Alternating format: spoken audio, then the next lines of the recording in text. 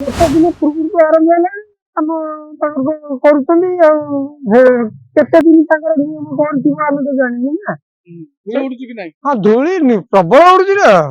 ଦେଖନ୍ତୁ ବର୍ତ୍ତମାନ ଆମେ ଅଛୁ ବୋରିକିନାରୁ ପାଲଧୁଆ ବନ୍ଧକୁ ସଂଯୋଗ କରୁଥିବା ରାସ୍ତା, ଯେଉଁ ରାସ୍ତାର ଅବସ୍ଥା ଦୀର୍ଘ ଦିନ ହେବ ନାହିଁ ନଥିବା ଅସୁବିଧାରେ ପଡ଼ି ରହିଥିଲା ଏବଂ ସାଧାରଣ ଲୋକଙ୍କ ସମସ୍ୟାକୁ ନେଇକି ଲୋକ ଆନ୍ଦୋଳନାତ୍ମକ ପନ୍ଥା ଗ୍ରହଣ କରିଥିଲେ ଏବଂ ସେ ସମସ୍ୟାକୁ ସମାଧାନ କରିବା ପାଇଁ ପ୍ରଶାସନ ତରଫରୁ ତତ୍ପରତା ଦେଖିବାକୁ ମିଳିଥିଲା, ଯାହାକି ଫଳରେ ଟେଣ୍ଡର କରାଯାଇଥିଲା।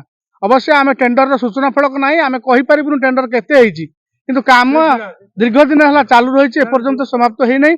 ବର୍ତ୍ତମାନ ଦେଖନ୍ତୁ, ବର୍ତ୍ତମାନ କମ୍ପାକ୍ସନ ଦୃଷ୍ଟିରୁ ଯାହା ବି ହେଇଛି ତାହା ମଧ୍ୟ ସଠିକ ନୁହେଁ ଏବଂ ଯେଉଁ ବାଲି ଗୋଡ଼ିରେ ଠିକ ଭାବରେ ପକାଯାଇ ନାହିଁ ଏବଂ ବାଟ ବର୍ତ୍ତମାନ ପାଣି ମଧ୍ୟ ଠିକ ସେ ଦିଆଯାଉନାହିଁ। ବର୍ତ୍ତମାନ ପିଚୁ ମଧ୍ୟ ଚାଲୁ ରହିଛି।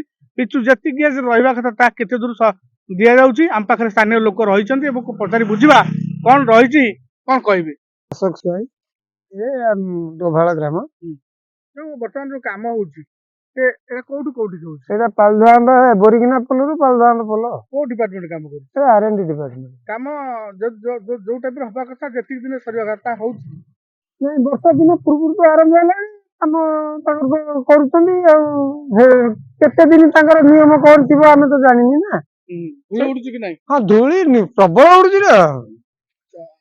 ବାରମ୍ବାର ଆ ଉପରେ ଅଭିଯୋଗ ଆପଣ ମାନେ କରିଥିଲେ? ନାଇଁ ଅଭିଯୋଗ ଏମିତି ଏଇ ଯୋଉ ରାସ୍ତା କଦଳା ଯୋଗୁ ଅଭିଯୋଗ ହୁଏ। କାମ ତ ଚାଲିଛି। ହଁ କାମ ଚାଲିଛି। ଶୁଣୁଥିଲେ, ଡିପାର୍ଟମେଣ୍ଟ ହଉଛି R&B ଡିପାର୍ଟମେଣ୍ଟ। R&B ଡିପାର୍ଟମେଣ୍ଟ ଆଗରୁ ଏ ରାସ୍ତା ମଧ୍ୟ ଥିଲା ମଧ୍ୟ R&D। ତେଣୁ ଏ R&D ଡିପାର୍ଟମେଣ୍ଟର କାମ କେତେ ଟଙ୍କାର କାମ ସାଧାରଣ ଅବଗତ କରାଯାଏ ନାହିଁ। ବର୍ତ୍ତମାନ ଯୋଉ କାମ ହଉଛି ତା ନିମ୍ନମାନର କି ସୁପିରିୟର କାମ ତା ମଧ୍ୟ ଆମେ କହିପାରିବାନି, କିନ୍ତୁ କମ୍ପାକ୍ସନ ଦୃଷ୍ଟିରୁ ଠିକ ଠାକ ହେଇନି ଏବଂ ଗୋଡ଼ି ପଥର ଉଠି ଯାଉଛି, ପାଣି ମଧ୍ୟ ଠିକ ସେ ଦିଆଯାଏ ନାହିଁ ଏବଂ ଦୀର୍ଘ ଦିନର ପରିଚୟ ମଧ୍ୟ ରହିଥିଲା। ଏ ରୋଡ ବର୍ତ୍ତମାନ ବହୁତ ଲୋକ ଆ ଉପରେ ନିର୍ଭରଶୀଳ ହୁଅନ୍ତି। ବର୍ତ୍ତମାନ ଯୋଉ କାମ ରହିଛି, ପ୍ରଶାସନ ଏଥିପ୍ରତି ଦୃଷ୍ଟି ଦେଇ କିଭଳି ଭାବରେ ଭଲ କାମଟି ହେବ, ଯାହା ଉପରେ ହଜାର ହଜାର ଲୋକ ନିର୍ଭରଶୀଳ, ତାହା କେତେ ସୁନ୍ଦର ଭାବରେ କରାଯିବା ପାଇଁ साधारण दाबी होची। बालीकुदा जगतसिंहपुर सुशांत कुमार का रिपोर्ट ओडिशा भास्कर। अच्छे टमाटर होंगे पार, दागदार हो गए बाहर, ज्यादा पकने वालों की हो गई हार, ताजा रसीले प्राइम का दावेदार, prime tomato ketchup, fresh and pure.